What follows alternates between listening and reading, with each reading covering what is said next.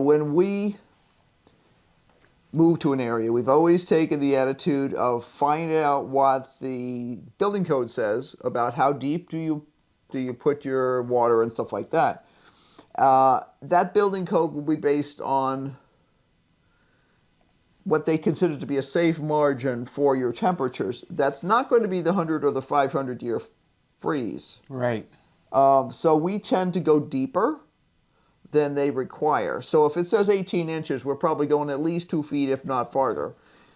And that has worked out really well. Yeah, so part of preparation for homesteading here, it was not our intention to homestead here and live here permanently full time.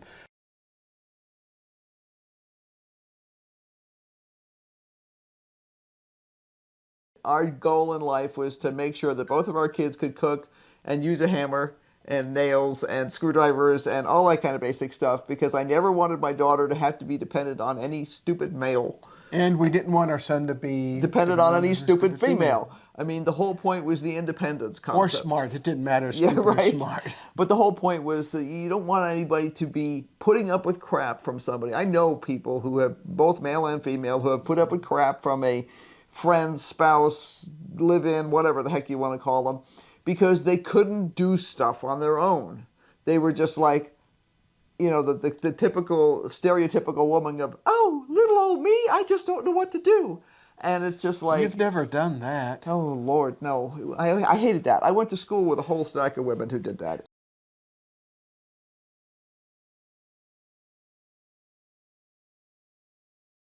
Now some of the parts that we had originally looked for appear to be available again. So we just need to change up some stuff. Well, we didn't really jury rig it because the parts that we bought were the ones that were specified to be used for this purpose. Yeah, but they didn't work. They didn't work. They were cheap plastic parts that really never fit quite right, no matter what we did. Yeah. Unfortunately, no matter what I did laying on our back in that cabinet. Oh, and I did the same thing, because we had the same problem for years in the pantry. It was the fittings that were available when we were doing those things just were not of the quality that we were accustomed to using. Because I had replumbed most of the house in California by myself. I would do it when he was on business trips, so that because we only had one bathroom if the other bathroom was disabled. And we had 2 kids who had to get to school, so I would wait till he was on a business trip to do that kind of stuff, so that we weren't clogging up bathrooms in the morning when we had that crunch time when everybody had to get somewhere at the same time. And I couldn't, by the time we had moved here and were trying to get parts, some of the types of parts that were available in California were not available here. They had these cheap, crappy plastic things instead, and we were buying the best we could find anywhere, but it just wasn't available. Now, it seems to have improved in terms of what's available, and we now have a few other resources in terms of looking stuff up too. So it's on the list of things to do when we get home.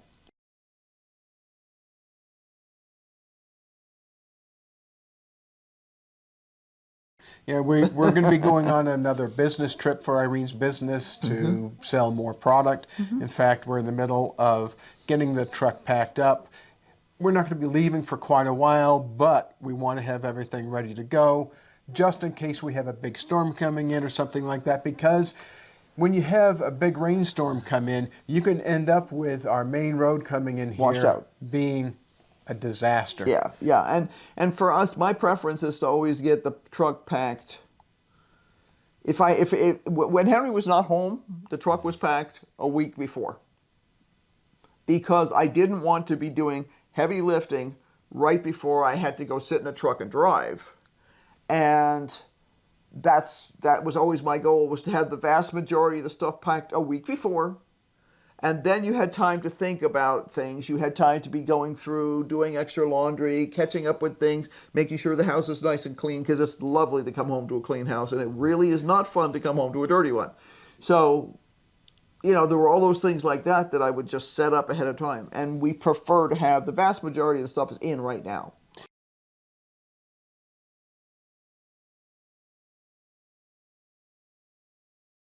For example, if you're going to live out in the pucky brush like we do, you really want to have a vehicle that doesn't require a lot of electronics to run, because rats can get in, mice can get in, you could have problems, and if you're stuck out in the middle of nowhere with no ride, it's not fun. So think about getting some basic mechanical skills. It's really difficult to work on a modern vehicle if you don't have all the right tools. The right tools frequently means a lot of specific things to work on that specific car. Yeah.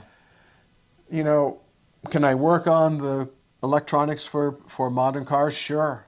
The problem is... It's mostly plug and play. You have to have computers to do the analysis. We do have at least one computer that will do that analysis on some of the cars we have. And we actually have it for all of cars now. But the problem is that once you diagnose it and you have the problem, now you have to get the part. And it can take months and months to get the part. So you want to think about how you're going to get from point to point.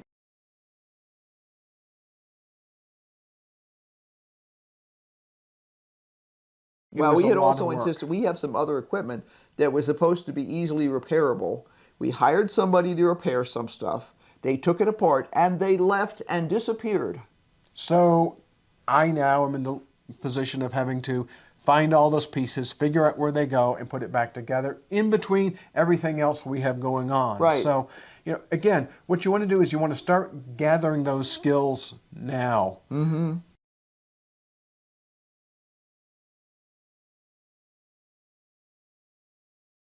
When I took driver's ed in high school, we learned basic mechanics, how to change a tire, how to understand how your engine worked, so that we couldn't be suckered at the gas station.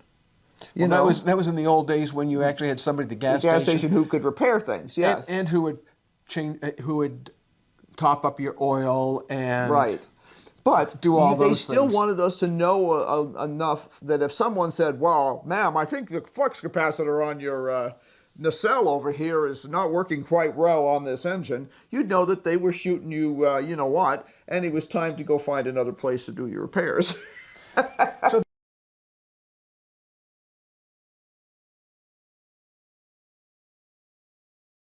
there have always been cars, and we had funny names for them in the days, that were kind of like they're high-centered. They have a high center of gravity, and it was easy to flip them. You know, so you need to think about those things when you're doing stuff. You have to understand that if you're driving a vehicle with a high center of gravity, so you have all this great clearance, you're also more susceptible to flip over.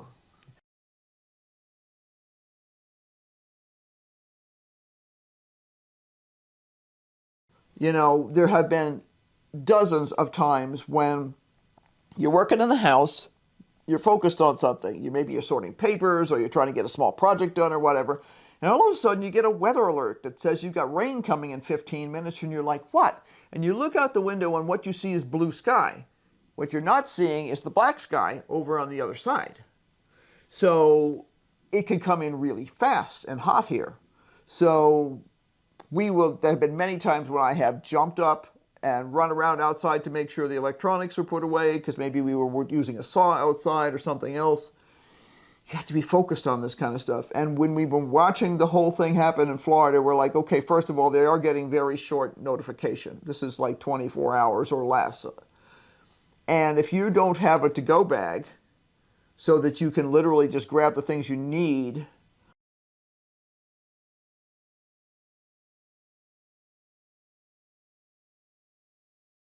you know, there's all these kind of thought processes. You know, Henry will say that I'm a pessimist, and I'll say that he's an over-optimist on a lot of things. But in between, we're about right. Right. But that pessimism that he looks at is me going through and thinking of all the things that could go wrong.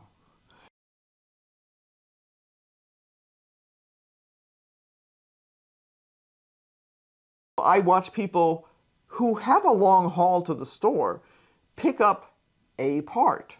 The only time that we would pick up a part is if it's the only part they have. Yeah, whenever I go to the store to find a specific plumbing part or electrical part, I always buy at least one extra. When it comes to plumbing parts, we usually buy the contractor packs. I will buy a contractor pack. And it goes on a specific shelf so we can find it when we need it. In fact, I need to go through, I've got a bunch of old parts that have been used that I just need to get rid of. That's something that we don't always agree on, but I now have enough parts to repair pretty much anything. Don't say PVC. that. He's going to break something right before we leave that there's not a single part available in northern Arizona because of what he just said. That's the pessimist. I'm the optimist in the middle. There's parts that in a pinch I might have reused, but now they're 10 years older than when I first put them there, and they were 10 years old at the time. They're not... They're an emergency only situation. Exactly, but I don't need 40 of the same thing that's been used before. And no, we actually got rid of a ton of those last year.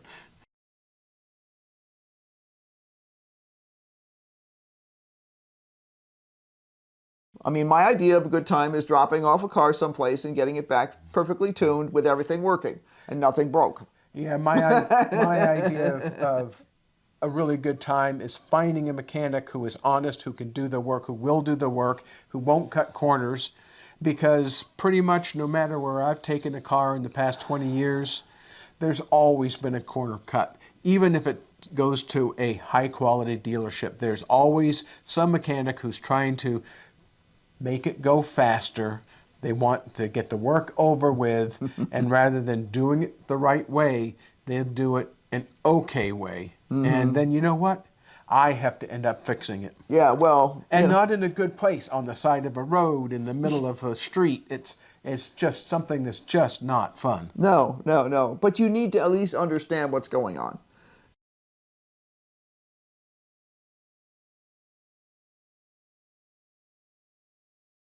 You know, I never really drove tractors, whereas you had a lot of heavy equipment, but I can drive a forklift like crazy. She is a master at forklift So operation. I've got, you know, I used to run a chai tea factory for a guy that I knew in California, and I was his general manager, and I could run that forklift and just was all over the place with that thing. And that's a three-dimensional concept. Not everyone has three-dimensional thinking. To be able to spin 90 degrees while lifting the forks and coming up a hill and doing this and doing all at the same time without running into anything. You know, and I really enjoyed that. Henry taught me how to use the forklift because I'd never used a piece of equipment like that before. And, you know, and then I got a lot of very practical experience. Yeah, I wasn't worried about her learning the skills to operate the forklift. Really, she was a little more timid when she first got on it, but it's no big deal. And in a few minutes, it's a matter of doing it slow when you start to figure out exactly how the various controls work, and then paying attention.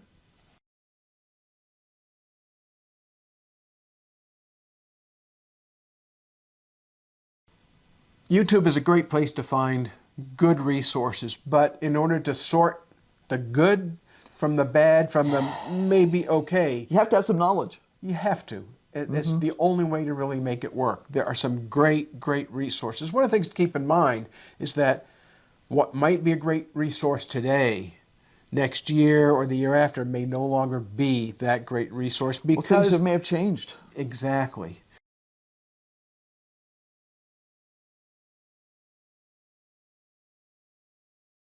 Now, one of the things, if you're going to build, you need to understand the building codes. And that means you need to be familiar with the International Building Code, the National Electrical Code, the International Electrical Code. You can buy those as books. They're books, they're big, there's a lot of information. It's good information, it may be hard to understand, but again, you can take courses either online or at your community college that will help you understand that. Right. And it's important to understand because they didn't make these rules just because some bored person in an office. Every one of those rules should have a person's name on it. That's right.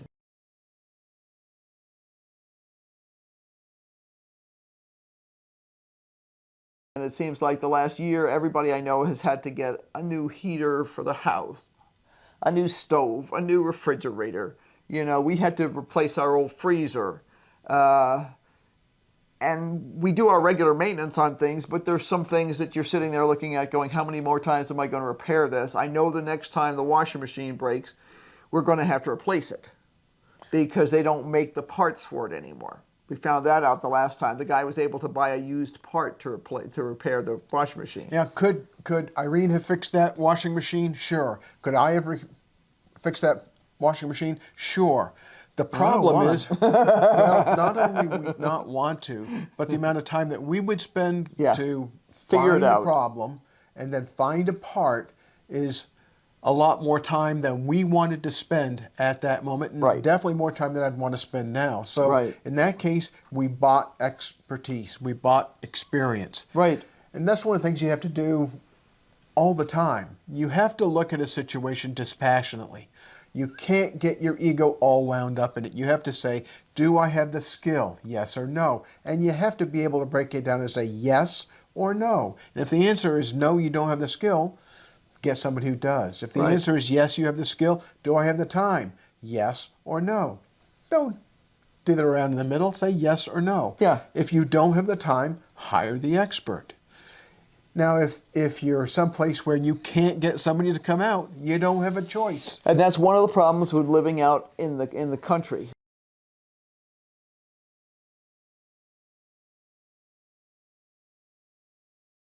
At the time we were going to build this place, you couldn't get them. They didn't want to have anything to do with this area. Nobody was licensed.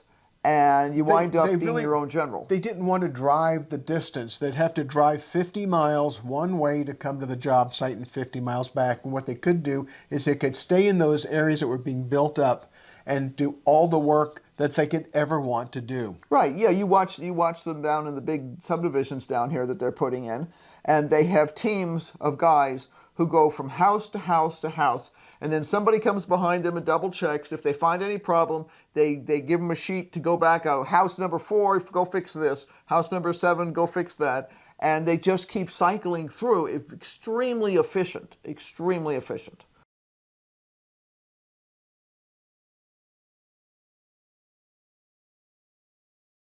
Are you in a place where there are building requirements imposed by your county or not? There's a lot of people who live in southern Arizona where a county has an opt-out option. Now, when we built here, the county had an opt-out option for owner builders. That was what we did. We had to. We didn't have a choice, couldn't find a contractor. Right. And besides, we actually saved a ton of money and made sure things were done right. Right.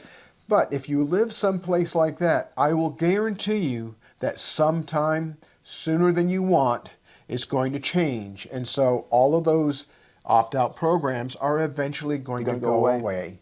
And what happens then is if you're not complete with your construction, they will come in and inspect. And if what you're doing does not meet their current requirements, they're going to stop your progress. Right. So just keep in mind that just because you have the freedom, and I'm going to say freedom loosely, but when you have the freedom to... Freedom is always a double-edged sword when it comes to building houses. So when you have the freedom to do it your way yourself, just keep in mind that you may not be able to sell it upon your desire to leave or upon your death, or you may not be able to continue living there because the county decides it's not inhabitable.